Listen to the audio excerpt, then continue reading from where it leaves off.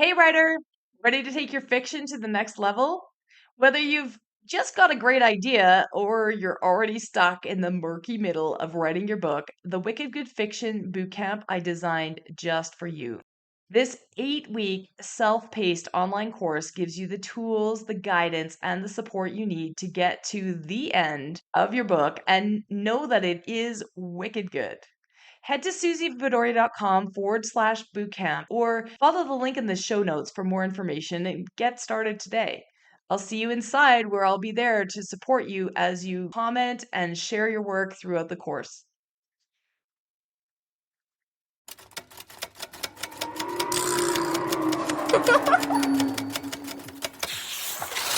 Welcome to Show Don't Tell Writing with me, Suzy Vidori, where I teach you the tried and true secrets to writing fiction, nonfiction that are going to wow your readers, broken down step by step. We're going to explore writing techniques. I'm going to show you a glimpse behind the scenes of successful writers' careers that you wouldn't have access to otherwise. And I'm also going to coach writers live on their pages so that you can learn and transform your own storytelling. Whether you're just starting out, you're drafting your first book, you're editing, or you're currently rewriting that book, or maybe even your 10th book, this show's going to help you unlock the writing skills that you didn't even know you needed, but you definitely do. I'm so looking forward to helping you get your amazing ideas from your mind onto your pages in an exciting way for both you and your readers so that you can achieve your wildest writing dreams. And you're going to also have some fun doing it. Let's dive in. We have another page review. I just love doing these, especially through the summer when I'm working with so many different writers. A little bit less scary to submit one page than to submit an entire book. And there's so much that we could talk about in terms of concept and just really how to make those one pages pop. And today on the show, I've got Katie Fitzgerald, who's the author of epic fantasy books featuring magic, adventure, and royal intrigue.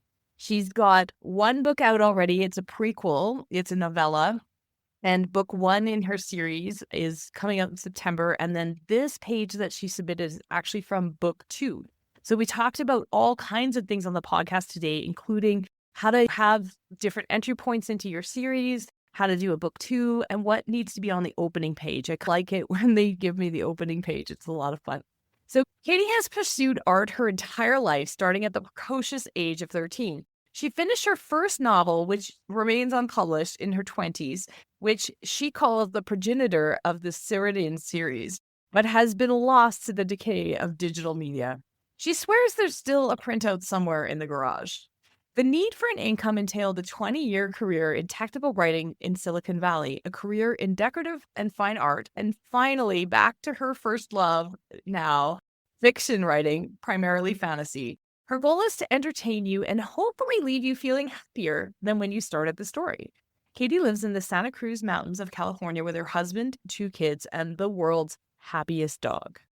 As I said before, the page that she submitted that we're going to review today, I'm going to read for you, is from the book 2 in the series, which has a working title of The Healer's Heart. Chapter 1. They all watched him, as people did these days, whispering to each other behind raised hands in voices hushed with awe, respect, and maybe fear. Rain dripped off Narelle Farhale's greatcoat as he hesitated in the doorway. In the sudden hush, he strained his ears and caught the faint whisper of hero. Working at a healer's clinic normally brought him peace, especially in this neglected part of Lower Darshoff. Yet, no matter where he went, the whispers pursued him. Forgetting was not an option. But he schooled his expression to pretend he hadn't noticed. He spotted a familiar face across the cramped common room, moving toward the inner door. Philia, the fellow healer he had met before everything happened. Though he only knew her a little, her presence pulled at him like a beacon in a storm. He pushed past patients, through their musty odor of toil hanging in the air until he reached her. She turned and met his eyes. His heart quickened unexpectedly. I'm Narelle, he smiled with what he hoped was a charming expression. Saw you last year for a case of utter fever. Philia slowly looked down at her bust, then back at him. I'm sure I would have remembered that. Heat brushed to Narelle's face. Oh, goddess, what kind of fool am I?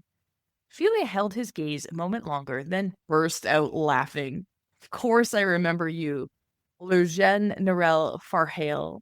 When I couldn't figure out that case, you stepped in, tiny as a clerk, and discovered what made those people sick. Welcome to the Show Don't Tell podcast, Katie Fitzgerald. Nice to have you here. Thank you. I'm excited. Yeah, and I wish everybody, all the listeners could see. You won't be able to see the video that we're doing right now on our video call, but Katie is in a beautiful outdoor space where the sun is shining. And we were just talking about the fact that where I live right now, it is pouring rain and so dark. It looks like it's, 11 o'clock at night or something up there. It's really creepy. So I love seeing your smiling face in that beautiful space. Thank you. I'm incredibly blessed to be able to write in this kind of a environment.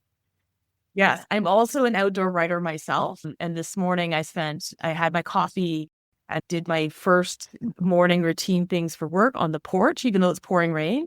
But it was so cold. I was like, I'm done. It's July. Now I'm inside. So Katie is actually, do you want to tell us a little bit about your books? Because we're going to talk about the page that you just heard. We're going to talk about that. And that's for book 2. But can you tell us about book 1 in your series? Katie's an independent author, and I'm excited to hear about it. The book that I have that's currently out is actually a prequel, and it's a novella. So that is In the Hands of Healers. That's out and available. And my book 1 in this series is coming out at the beginning of September, and that's The Healer's Heir. So the page that you're looking at is from my book 3, but book 2 in the series, if that makes sense. Okay. And that makes perfect sense. Epic fantasy. Yeah, I've always had a love and passion for epic fantasy. Amazing. Okay, let's get to it.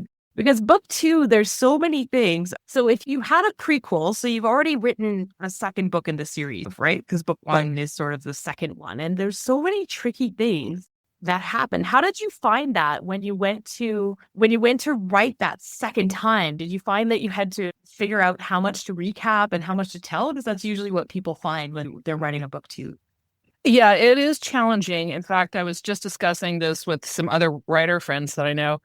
My approach is to dribble information in as needed. I want to avoid the dreaded info dump so that if somebody accidentally picked up book 2, that they could hopefully read it and go through the story. I'm very close to the end of the first draft, and we'll see what beta readers have to say. Yeah, the absolute right approach. I've developed some rules over the years because my clients and writers always want, yes, I can dribble it in, but how? They want some rules around it. So I try to put parameters, but people do what they're going to do. But this is a great page, by the way, Katie. You can tell that you've done this before. Your writing is really strong. There is room to ground us in your world more quickly because, like you said, you're going to get, and it's a bit reserved, right? So I think you've been writing in this world for a little while, but you are going to get 3 kinds of readers, right? You're going to get super fans that just finished reading book 1 and the prequel, and they're like all over it. They know exactly what's happening and they want to get to it. But there's fans who read the prequel, maybe book 1, but a while back, right?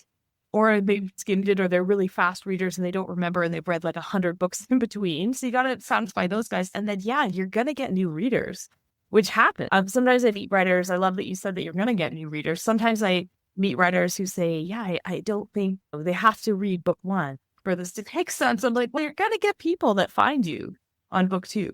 That's a good problem to have. Yeah, it's a great problem to have. And you're really smart, especially, and we can talk about this a little bit at the end, but especially as an independent writer, to have both a prequel and a book 1, you actually almost have, if you do it well, you've got 2 entry points into this series, right? Because could they start on book 1 or the prequel? Yeah. The prequel is completely independent of the series story and arc. Okay, perfect. So you've actually got these 2 different entry points, which is really fun because from a marketing standpoint, they can find you either way, right? And so then also giving you a chance to launch once and do a big push. And now you get to launch again with book 1 and it's still an entry level. So I think it was a really smart choice that you made there. Thank you. So of course, you've got some people who are going to jump into book 2 with no context. And thank you for telling me that this is page 1. I always read these blind and people don't always say that it's chapter 1. So unless there's a prologue or something like that, then this is the beginning of the book. So thank you for giving me that context. I appreciate it. But you can't repeat everything because then you get this info dump thing. So you can start by getting specific and framing this all in. I'm going to say this and tell me if it's right because there's an accent, but Nirel, is that right? How I say his name? Oh, yes. Thank you. Before I put that, for the people who can't see it, there's an accent mark on the E in Narelle. And before I put that Yeah. there, everybody was pronouncing it Nirel. Oh, okay. So you got it. I'm in Canada. I speak French, so I know what the accent means. So I tried, but sometimes they butcher these things. And it's funny because if there's no audiobook, then we don't always know how to pronounce fantasy characters' names. And I have a good friend who also writes or writes romantasy actually, but fantasy names. And her books came out on Audible Original first, and she realized people couldn't spell their names. So she had to have a guide. It was just this weird opposite problem to have that nobody had encountered before we started doing that, having audiobooks come out before the book, where people were writing reviews and they were butchering the names because they didn't know. Yeah, I think the accent worked. What did I say? Narelle. Okay. Narelle. Narelle.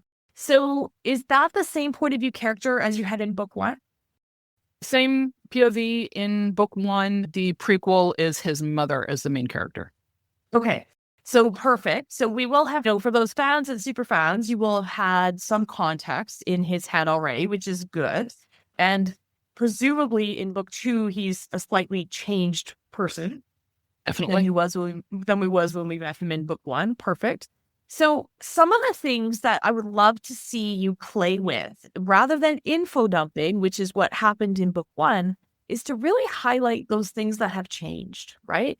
So to highlight what the new normal is in this world, like what's changed in his character arc, what's changed in your world, what's different now than it was from the beginning of book one. It could be the same as the book one, but where are we? And so to ground us, and what's still the same.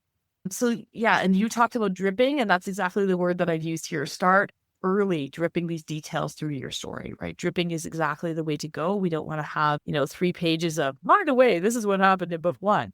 Nobody wants to read that. So you've done a lot of things well here, including you've put us right into a scene, right? He's walking somewhere, he's doing something. You're not recapping what's happening in book one. So you've put us into a story present moment, which is what we call making a scene, right? So you've done that, and you're not recapping events too much. Is the utter fever bit from book one? It is. Okay, perfect. And you don't go into that. I was like, ooh, is this a cow that we're talking about? No, it's a female. Okay, I get it. But it's a really interesting detail. And what I said was, if this is for book one, it's a great way to recap without boring your super fans who remember everything, right? So just the important things. You shared with her, asked her name. Did she suffer terribly? So he says, I see a woman. He could maybe remember her name before he starts talking with her. And a couple of details about what happened. Then I wasn't sure, is she a healer who dealt with utter fever, or she had utter fever herself? So she is another healer that he is encountering in this healing ward. And they worked together previously on a case that she couldn't figure out of. And it turned out to be utter fever. And it was a goat. Okay. It was a goat. Okay. So that makes sense. And it didn't quite come across, but that's where the page ended. So I'm sure it will make sense in subsequent sentences. You can't fix everything in page one, but I was a little confused, and I understand why. And then I was like, is she the healer? But it does say something about what you were the one who figured out what was wrong with these people or something. So that was a little confusing because the other fever is actually dealing with animals and not people, unless animals are people. I don't know. No, I can explain it if you want, but that's utter fever is when a milking animal, a goat or a cow, for example, have an infection in their udder, and then that infection can be passed along in the milk and make people sick. Oh, okay. Perfect. So that does actually make a lot of sense. So some of that, and what you just said there is 2 sentences. It might make sense for her to say, you were the one who figured out that the goat's milk was what made, because of the otter fever, the goat's milk was making people, right? Like it'd be 3 extra words and it would clear all that up. Yes, so it's a good point. It's just about being specific. And again, it's the end of, I'm sure that it's there, but you don't have to recap everything. You could do it really, really specifically. Okay. So let's start at the top of this chapter 1. We're diving in. They all watched him as people did these days, whispering to each other behind raised hands in voices hushed with awe, respect, and maybe fear. Beautiful opening sentence. There is room to be more specific. I'm being dropped in from a million miles, right? I have no context. So when you find yourself saying they, right, who is they? Zoom in on one or two of the people, or at least describe that collective. Is there a name for what they is? Are they patients? It could be patients, yeah. Okay. So even something patience would be, it's the same number of words, way more interesting, grounds us really quickly. Why are they patient, right? They're not just they. We know that it's like really picky, but it's the opening sentence. No, to it's your great. entire book. As you know, worked a lot on the opening sentence and have more to go. So Of course.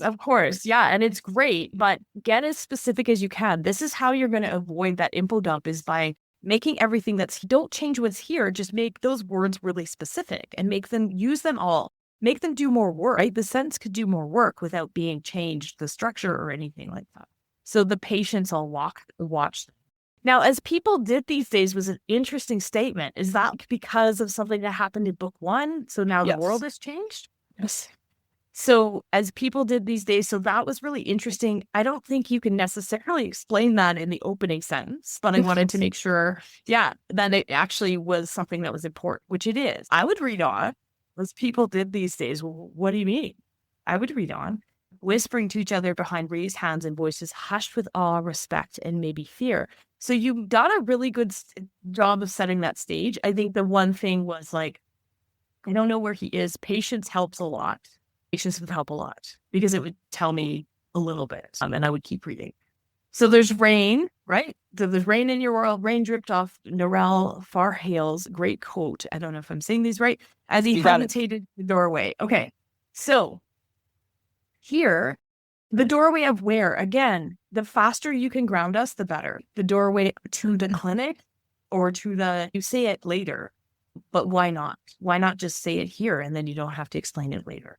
I'm grasping to get grounded in your world. I don't have any context in terms of where it is. Hopefully your cover helps with that. The back of the book blurb helps with that. But I didn't know. So my guesses were, is he in a store? Is he in a ballroom? It could be anywhere. And then later on the page, like that was my initial reaction. Later on the page, it becomes obvious that he's in a clinic. Okay. So working at a healer's clinic, and then I wasn't sure that he was actually in the clinic, right? Because then he says, I'm working in a healer's clinic. Right. And so just pulling that together, just show us that he's there, because then you kind of pull back and start telling us something about the past, which is fine. Right. Like he works there. Normally brought him peace, especially in this neglected part of Lower Darshav. Yet no matter where he went, the whispers pursued him. Forgetting was not an option, but he schooled his expression to pretend he hadn't noticed. Okay. So much to unpack here. I'm super intrigued. So now we're getting some details. What time period is your epic fantasy world in? Like, what are you inspired by? It's loosely based on 1800s European culture. Okay, great. So then those specifics, right? That doorway, is it a gilded doorway? Is it a crumbling doorway? Is it a wooden doorway? Is it there's ways to kind of drip that and set the scene. Because right now, I'm assuming because it's epic fantasy, it's going to be olden days somewhere. But it could be the clinic down the street from my house at this point, because I don't have anything. So take that opportunity. If it's a gilded doorway, maybe it's a wealthy world that we're in, or at least he's wealthy. But I don't think this clinic probably isn't wealthy, correct? Is it a clinic for people? Quick question. So does Lower Darshav give you the impression that it is not the wealthy part of town? Or is it neutral?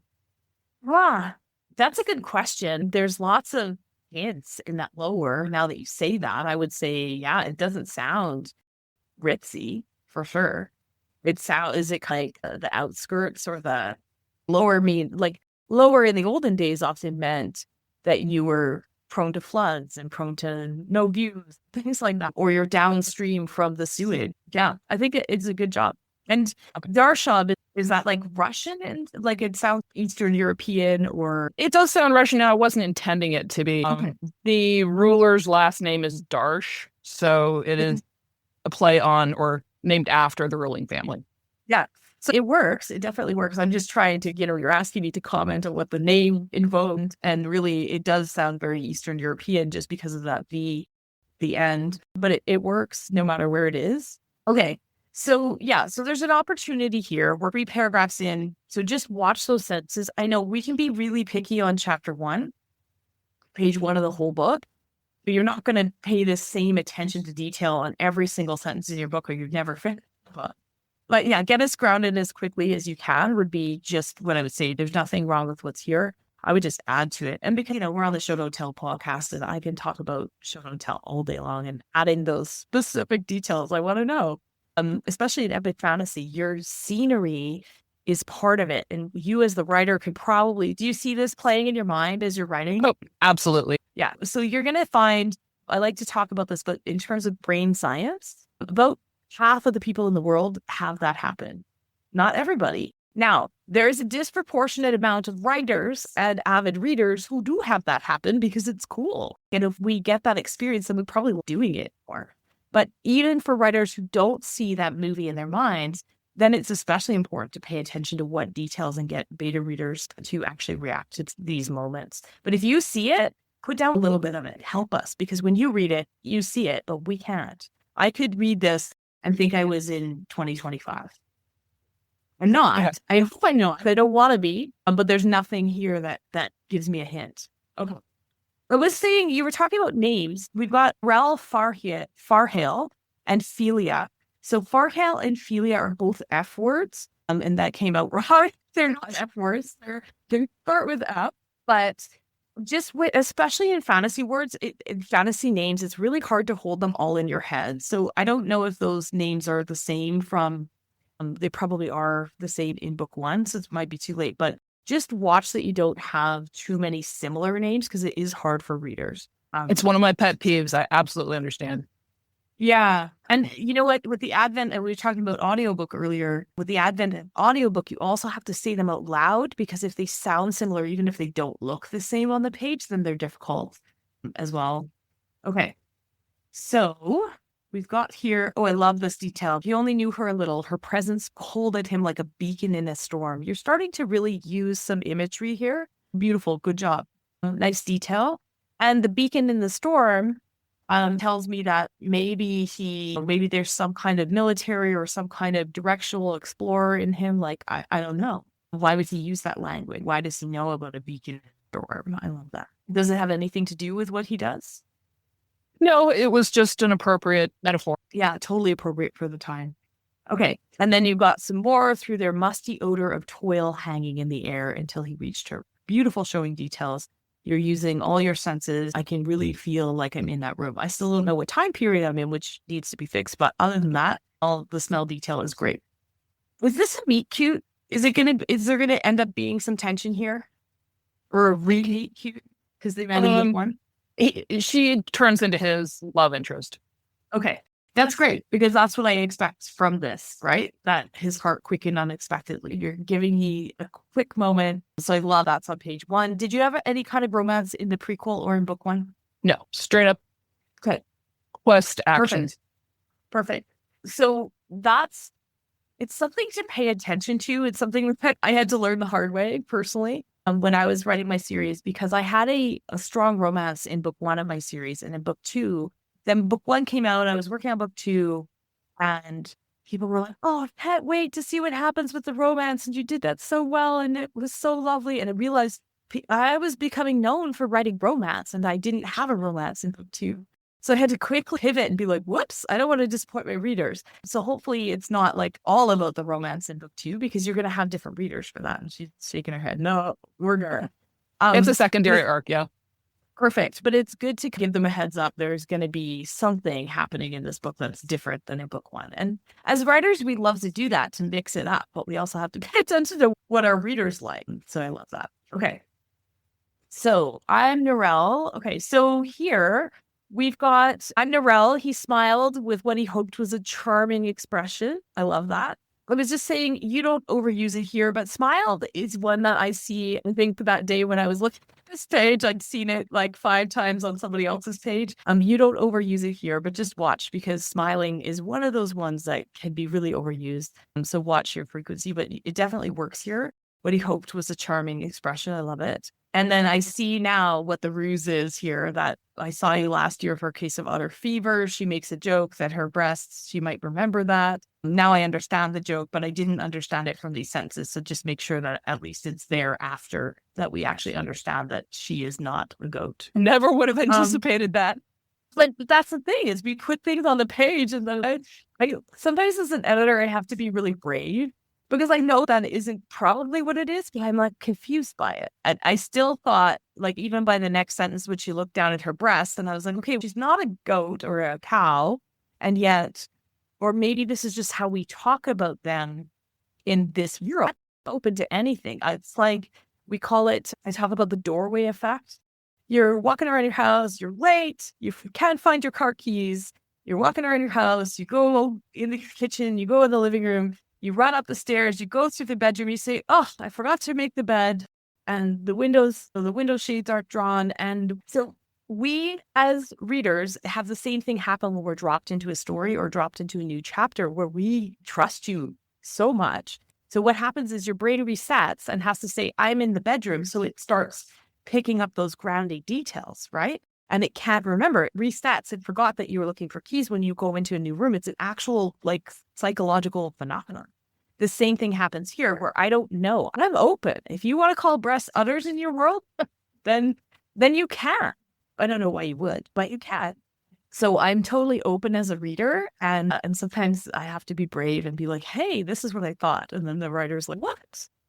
So anyway, that was my little aside there. Okay, how are you doing so far? Oh, great. This is all great feedback. You're just taking it all in. And I will send you this page. Don't worry, you don't have to take notes or anything. I'll send you this after. Okay, but they're great world building details, right? They've got this thing called utter fever. We're also dripping through what happened before, but we're doing something new. So this is the trick. When you're introducing something that already happened in book one, give us new information. Give us new information every time. So this is what happened. And then you can recap. And she says, oh, that was amazing that you figured out that people were getting sick because the goats had utter fever. And she's nodding her head. You guys can't hear her. Sorry. Your head. Okay. I feel like I'm talking over you, but you're totally expressive. So I want the listeners to know that you're like nodding along. I've been through formal critiquing where you had to just sit on your hands, keep your mouth closed, and listen to my default. I do the same, and my critique groups and my partners, and they also work with some online business owners where we do that style. And it's quite funny because they often know that it's very painful for me to not. It's a difficult exercise. Well, feel free. So then we got heat rushed to Narelle's face. Oh, goddess, what kind of fool am I? I love that you just split this oh, goddess in there. It's really smart. You're leaning right into his point of view. We know all of a sudden that there's goddesses in this world, that's important. Right? You didn't have to explain it. We're like, okay, there's some kind of goddess that they worship. This is the language, and you just slipped it in there. So this shows us how we swear and what we pray to in your world actually shows us a lot about what's important, right? So they don't worship animals or medicine or other things. There's something else, like some kind of deity. Okay, awesome. Okay, here is my comments. So you can ignore all my comments about the utter fever. We copied this one together. But discovered what made those people sick. Okay, so again, which people? Those people. It's really generic, right? I'm grasping. I don't know your world. It's a little bit generic. Okay, so what made the people of the villagers, even the villagers, I don't know what we're saying. Do you have an idea of what those people, like who was getting sick? The commoner, the down and out people. Okay, so are these two healers commoners also? No, in this world, if you can use magic, you are automatically a noble. So you might actually be able to just, instead of saying those people, the commoners, all of a sudden we know that they are not common because commoners don't call each other commoners. They're not common. So you've just done something to shift and put these healers in an upper, because healers is a really interesting construct in epic fantasy, because how we treat our healers is a decision that you can make, right? So in your epic fantasy world, the healers are above other people, but in some places, the healers are not respected or they're feared. So yeah, that's really good. Yeah. I guess the long and the short of it is, because this is really book 3, you've got a novella in book 1, and now we're into book 2. Some of these things those decisions that you made really early on about your world, you know them cold, and you're not sharing them here. And you could, to really have us dive into this world. What does this room look like to you, Katie? This room full of people. How many people are in it? Where is it? What is it? Oh, God. I want to hear it. Yeah, it's a lower neighborhood, people who are, just scraping to get by, probably 20 people packed into this dreary little depressing room, waiting to be seen at some point by somebody. Okay, awesome. And what colors are in the room? Oh, in my mind, it's very monochromatic. So it's very gray, walls dark and streaky, dingy floor, dirty. Yeah. Yeah. Is it old? People wearing old clothes, old ripped clothes, worn. Are they old people, young people, families? Yes. All of the above. Those? Yeah. Yeah. Yeah. So any one of you don't have to share it all. We don't want 3 paragraphs or 3 pages of description.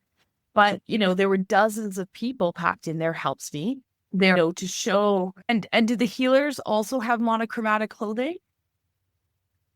Good question. No, they typically wear green as healers. Okay.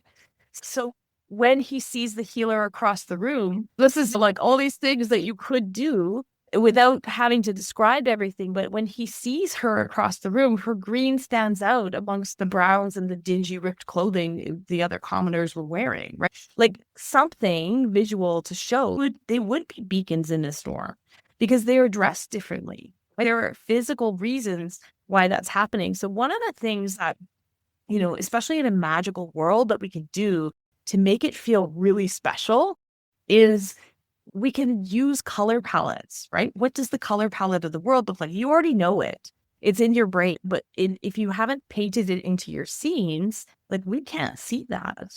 So share it. You've already got it. And share it as much as you can without doing purple prose and three pages of what we're seeing, but have them experience it and drip it through when it makes sense to make that really come to life.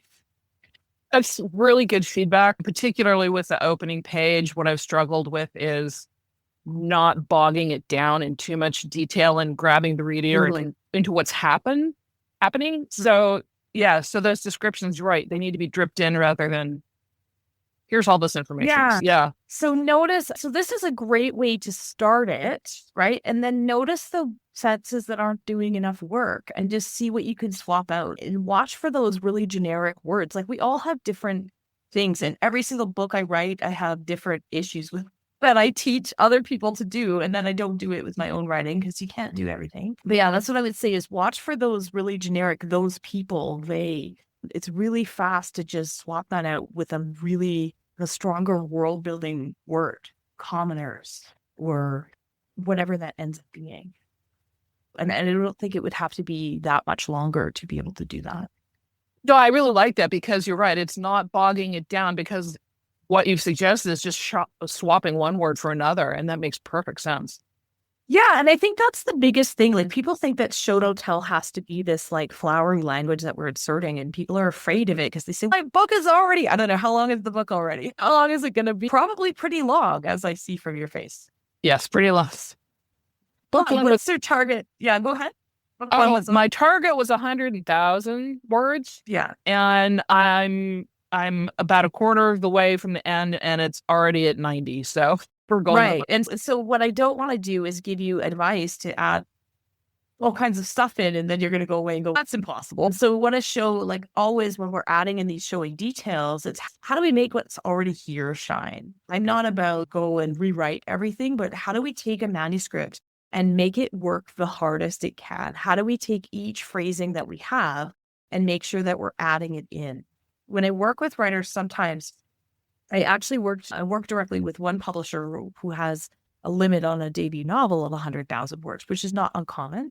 So they will still sign a writer or take a writer's book or buy a writer's book that has 117, let's say, this is the example I'm going to use, has 117,000. Then they'll be like, go work with Suzy and figure out how to cut it down. And the writer comes with Katie's laughing right now. Okay, it comes with a ton of resistance around this idea. And I have to really talk them off a ledge and say, look, I'm not going to slash and burn your book. I'm going to show you how to make your sentences and what you already have work way harder. Take out the stuff that isn't working hard enough. Take out the extra, not pare it down, but how do we replace those things with moments that are like with words that are actually working a little bit harder? And I know the one example that I'm thinking of, her book went on to win some awards and become a USA Today bestseller. And she will give me all the credit, love her to death. And she will give me all that credit. And I'm like, all I did was show you how to take what you were doing and make it brighter, right? Like how to take that and make it just work a little bit harder. Because at the end of the day, if your reader doesn't see that beautiful drab room that's crumbling and dirty with the green masters or the green, not masters, but the green healers. Yeah, that are bright, that are a beacon in the storm for everybody, really. That is such a powerful image that you could start this book with. I love it.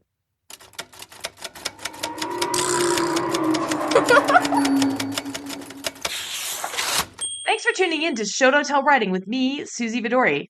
Help me continue to bring you the straight goods for that book you're writing or planning to write. Please consider subscribing to this podcast and leaving a review on Apple Podcasts, Spotify, or wherever else you're listening. Also visit suzyvidori.com/newsletter to hop on my weekly inspired writing newsletter list, where you'll stay inspired and be the first to know about upcoming training, events, and writing courses that happen in my community. If you're feeling brave, check the show notes and send us a page of your writing that isn't quite where you want it to be yet for our Show Don't Tell page review episodes. Remember, that book and your writing is going to open doors that you haven't even thought of yet, and I can't wait to help you make it the absolute best. If you're feeling called to write that book, keep going, and I'm going to be right here cheering you on. See you again next week.